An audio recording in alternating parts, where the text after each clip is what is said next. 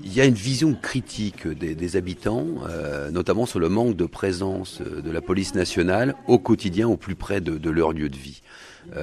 C'est essentiellement dû à des organisations de la police nationale et à un manque incontestable d'effectifs. Qu'est-ce qu'ils vous disent, vos administrés? Ils nous disent on voit pas la police, quand on les appelle, ils viennent pas. Ce qui est partiellement vrai, parce qu'il y a aussi un travail important de la police nationale, parce qu'il faut aussi être honnête. Mais dans le même temps, depuis la fin des patrouilles à pied, notamment ce qui était la police de proximité, où il y avait un vrai lien entre les habitants, donc il y avait une confiance. Et c'était surtout un élément important pour combattre, au-delà de la sécurité, mais l'insécurité.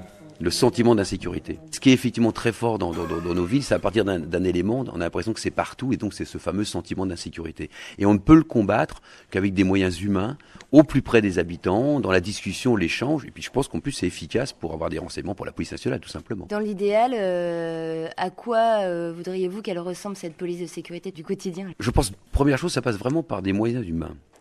Une machine, une vidéo, des caméras, qui peuvent être à des endroits, des éléments qui peuvent aider, mais c'est pas ça qui va relever ce défi par rapport à l'attente des gens. Donc vraiment, il y a besoin d'hommes et de femmes au quotidien, au plus près des habitants, dans les rues, dans les équipements publics, y compris à des heures où il y a des inquiétudes parfois chez les habitants.